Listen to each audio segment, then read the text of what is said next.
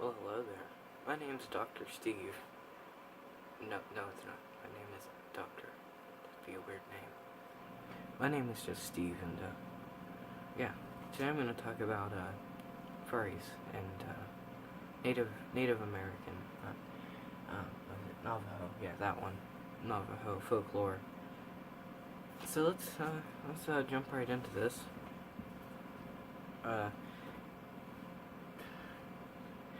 In Navajo folklore, there is something called a skinwalker.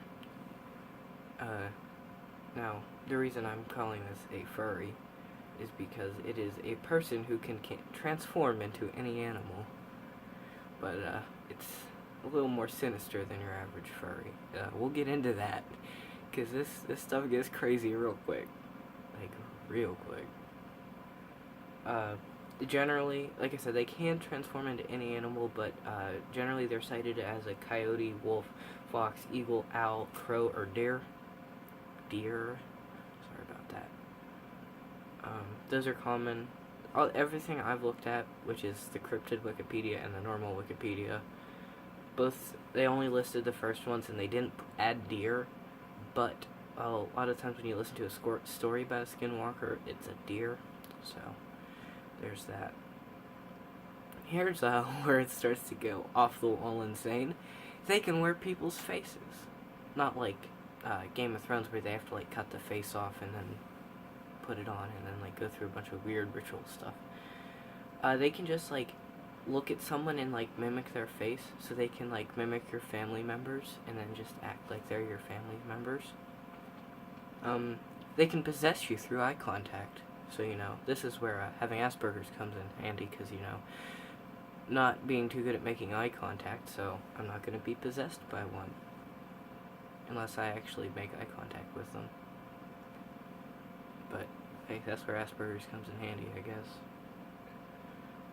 guess. They can turn dead bodies into poison dust, and then put the dust on a blow dart, and then it'll kill you. Yeah, that one's pretty crazy.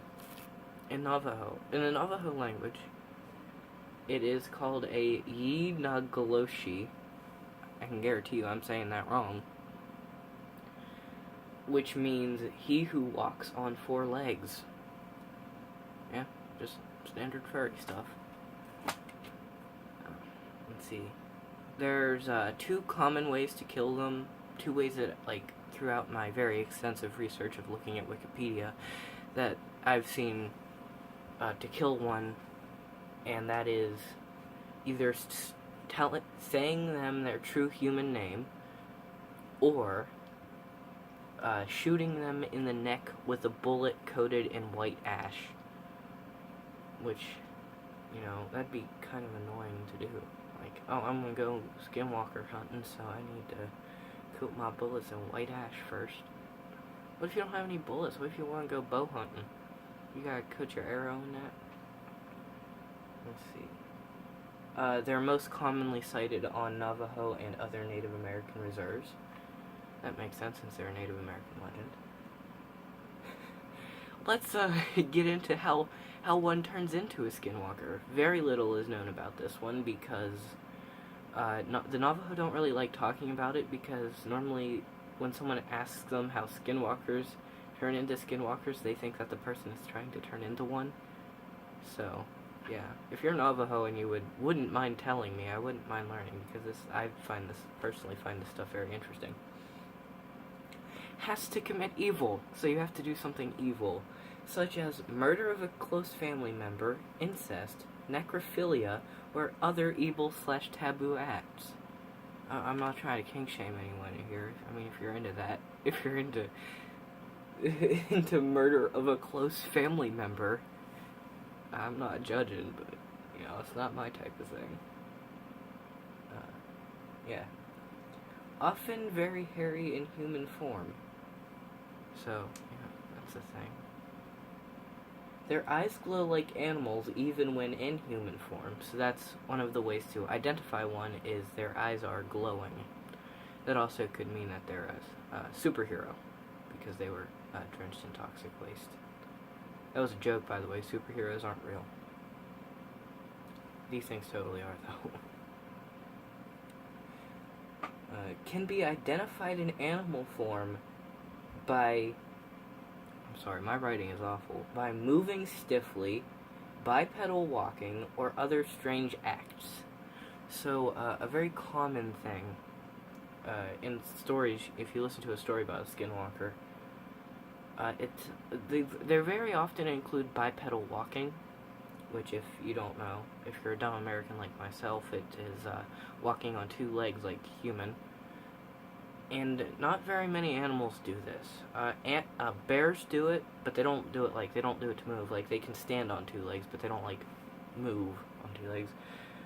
But the most common one is, like, a lot of the stories is someone sees a deer that is standing on two legs, shrieks very loudly, and then runs off on two legs, which is something that, as someone who likes deer and lives around a lot of deer, that's not exactly a common thing that deer do.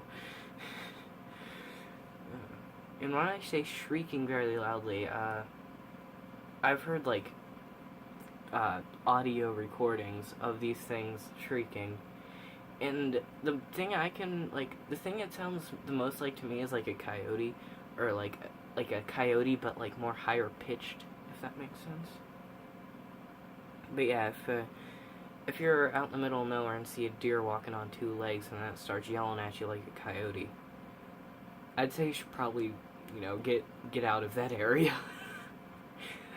I would hope that's common sense, but yeah, just leave. Oh, here's another thing I found. There are medicine men who are said to transform into totem animals. I don't know why I said totem like that. Totem animals. Totem animals are kind and gentle, nothing like the evil skinwalker.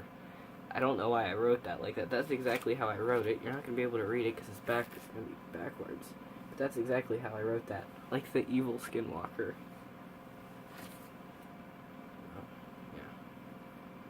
And my writing's awful.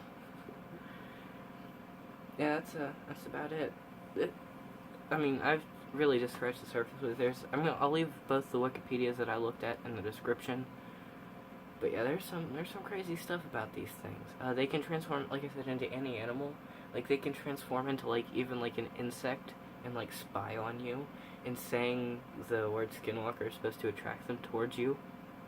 So that's a thing. There's a spider and a web over in the corner in there. And I hope that's not one. Hey, spider. See you over there. You skinwalker?